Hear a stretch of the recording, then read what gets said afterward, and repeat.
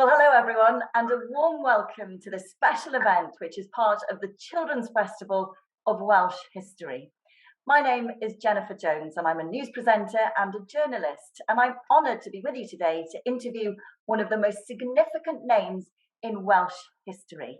Now, I'm sure you're all aware that the Urdd is celebrating its centenary in 2022. It's hard to believe, isn't it, that the Urdd is 100 years old. And I can't believe that we are joined today by the person who established the Urdd back in 1922. Ifan ab Owen Edwards. Croeso mawr I chi, Ifan. Hello, Ifan, how are you? Thank you, Jen. It's a pleasure to be here. And thank you for the invitation from the future, isn't it? Well, you're welcome. And after you made the journey from the past to the 21st century, can you believe that in the past 100 years, 4 million children and young people have been members or have been involved with the Urdd? Can you believe it? I'm sorry, could you repeat that number? 4 million. I thought I misheard you the first time.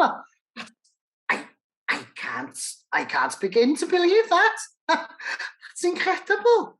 I mean, I was surprised when we first started at the end of the first year that we had about 3,000 we had then, but 4 million since then. Well, it's beggars belief. Well, Ifan, I've had a number of questions to put to you from pupils at Ysgol Gymraeg Aberystwyth, and it's a school which I believe that you yourself established. Yeah, well, I've just moved to Aberystwyth, as it happens, and I was thinking of establishing a school there, so that might be a spoiler for my future. Well, let me put some of their questions to you. So we'll start off with David, and his question is, why did you create Urdd Gobaith Cymru, and what exactly does Urdd Gobaith Cymru mean? Well, it's a very good question, David. Diolch yn fawr iawn for it. But no, there are two very important people when you're talking about the Urdd and its establishment. And they're two people very close to my heart. One of them is my father, O.M. Edwards, or Owen Morgan Edwards, who was a very, very important man in his day. He was the first school inspector for Wales, in fact, before I was born. And he was also the editor and founder of several magazines, including Cymru and Cymru'r Plant, which was for the youth. And he worked incredibly hard with the youth and always thought it was important that they had a kind of society or an Urdd, a guild, if you like, to be able to stay in touch with one another. And he tried several times during his life to make that a reality. Soon after that, in 1920, unfortunately, my father passed away. I was quite young. I was only about 25 at the time. But at the same time, I was seeing a young lady by the name of Iris. She wasn't a Welsh speaker too much. She didn't speak much Welsh. She certainly wasn't fluent when we were courting, as it were. But she came to feel that my father's ideals were important and they should be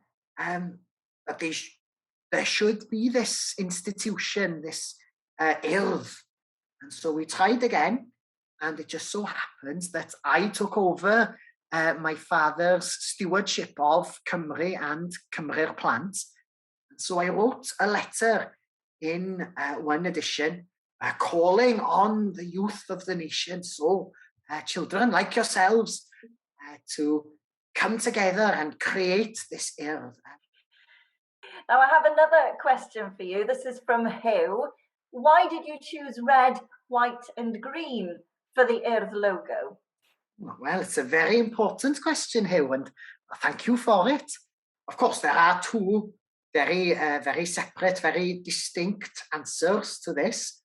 first one, and some might say the most obvious, would be the colours of the Welsh flag, of course, the red dragon, white on the top, the green on the bottom. But it goes a little bit deeper than that, in fact, because some of you may know the motto of the Urdd is I Gymru, I Gydyn ac I Grist, which is to Wales, to your fellow man, and to Christ.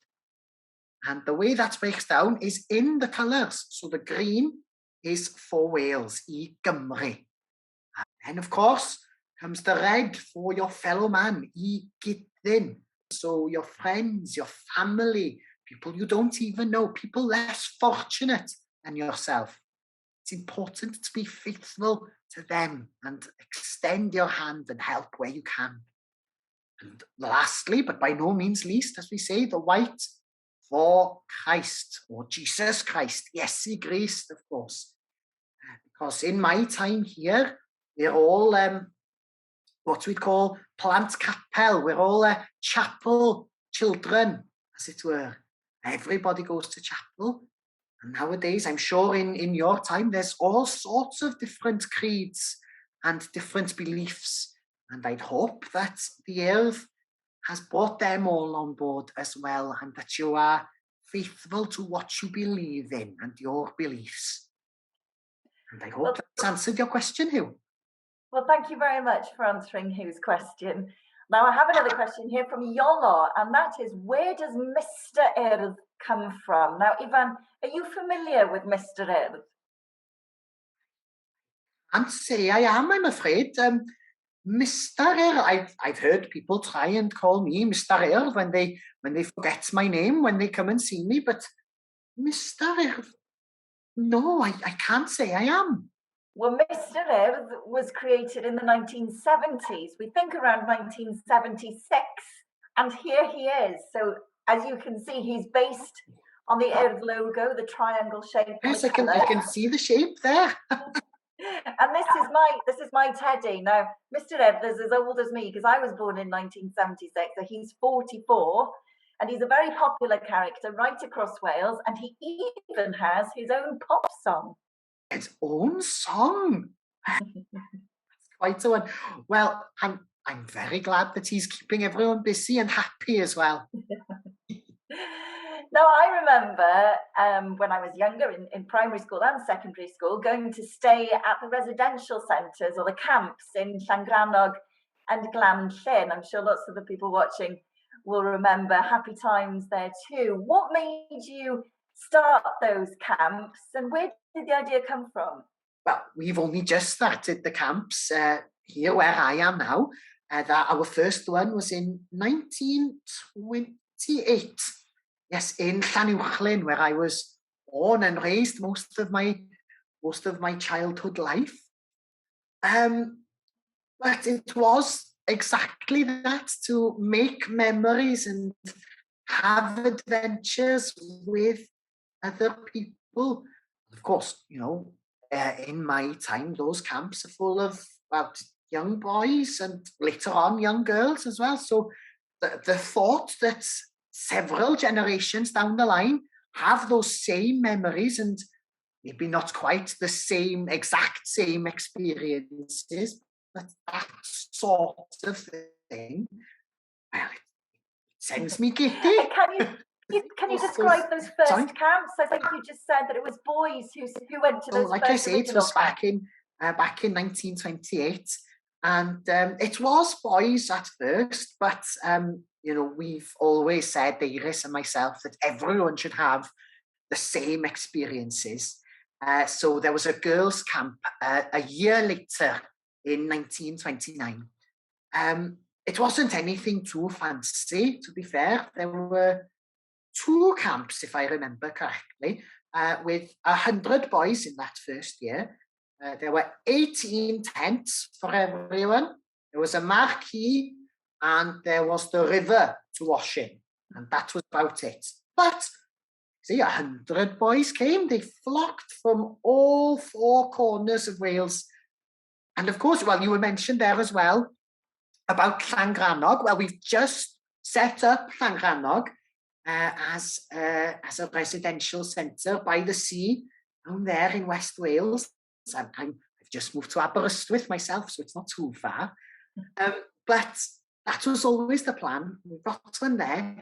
We're in the process of setting one up in Port Dinllaen, up North Wales.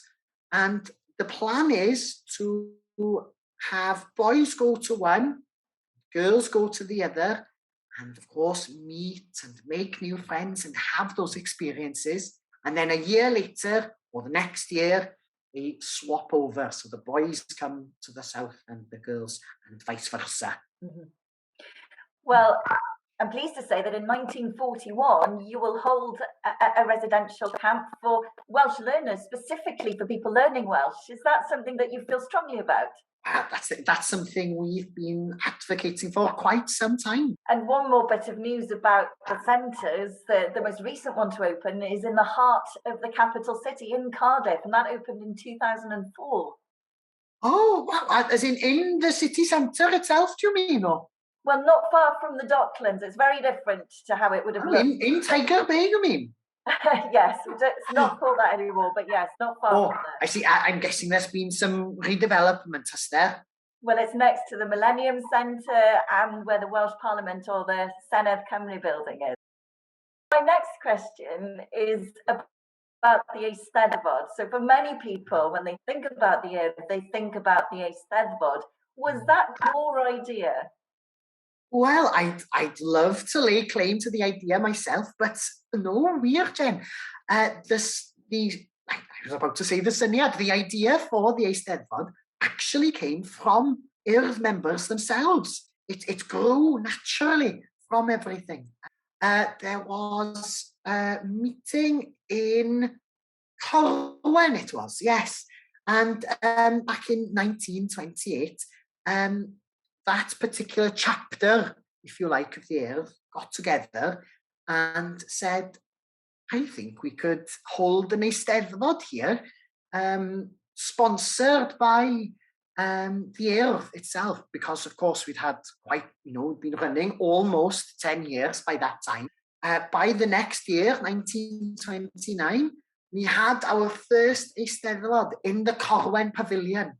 And it was lovely. It was 2 days of competing. There were marches and parades and promenades through the streets. It was quite a spectacle. And I'm sure it's something a little bit fancier now. Is it still 2 days? Well, it's now a week-long festival, and as far as the competitions are concerned, there's a whole variety of different competitions. We still have the traditional singing and the poetry competitions, but there's competing in web design, designing an app. Web design, did you say? Yes. Does that mean that spiders are allowed to join the Urdd now? Not quite. It means something slightly different in the 21st century. I won't ask too much then. No, but it's grown to be the biggest youth festival in Europe now. So it's a significant festival here. That's something very important. And of course, if we can stand on our own in Europe and say, this is our culture, come and join in. Well, that brings me to the next question, because before we started to talk, I showed you a video online. It's on that YouTube or something, wasn't it? YouTube. That's the one, YouTube, sorry, yes. And you got to listen to the Urdd's annual Peace and Goodwill message for 2021. The theme was women's rights are human rights. We can't save the world if the world isn't equal. Can I ask you, Ifan, do you agree with that message? And where did you get the idea for a message of peace and goodwill? Well, to answer the first point, absolutely, and without question, human rights are incredibly important. And we've always felt, Iris and myself and the Urdd, as an organisation, that it's important that everybody gets that same chance and those same opportunities. So I'm glad that the idea has stuck, it seems. Well, it certainly has. And just before we finish, Ifan, I wanted to give you some statistics about the Urdd and get your reaction to those. So every year now, around 55,000 children and young people join the Urdd. And every week, around 11,000 children and young people take part in all kinds of clubs and sports clubs and holiday clubs. So, you know, did you ever expect in 1922, when you established the Urdd, that it would grow to be such a massive and important organisation in Wales? I don't think anybody could for something like that. You know, there's a famous song in Welsh, pwy fydd yma mewn can mlynedd, who will be here in 100 years' time. So to think that not only has Urdd Gobaith Cymru survived, but thrived in that time as well, I can't wait to tell Iris. Well, it's been an absolute pleasure talking to you. Thank you so much for joining us in the 21st century. And we know that without you, it's quite possible that we wouldn't be able to speak Welsh, and children right across Wales wouldn't have had all the opportunities that they've had through the clubs and the residential centres. So thank you so much. And the other good news is that during your lifetime, you will be rewarded for your hard work with a knighthood. So we in the 21st century know you as Sir Ifan ab Owen Edwards. What do you think of that? Well, there are no words. I can't. That's incredible. And I can't begin to think what to say. That's incredible, and it's just wonderful to see that so many things have come from that one little letter in that magazine that my father founded and I took on. But, well, diolch. Diolch, thank you for keeping that hope alive. Well, diolch I chi. And as a last gift from all of us in the 21st century and everyone who's been a member of the Urdd, I'd like to give you a little gift. So this is the latest Urdd Bathodyn, the Urdd badge, and it's the one that celebrates the centenary. So I'd like you to take this back with you to the 1930s. Of course. My goodness me, it's beautiful, isn't it? And, oh, the more that I look at it, it's not too different to the original badge, is it? No, it's quite similar. Yeah. Well, I'll have to show Iris later. I will treasure this. I will treasure having this knowledge as well. Thank you so much for sharing it with me. Diolch yn fawr I chi, Sir Ifan ab Owen Edwards. Hwyl fawr. Hwyl fawr. Pleser o'r mwyaf, Jen.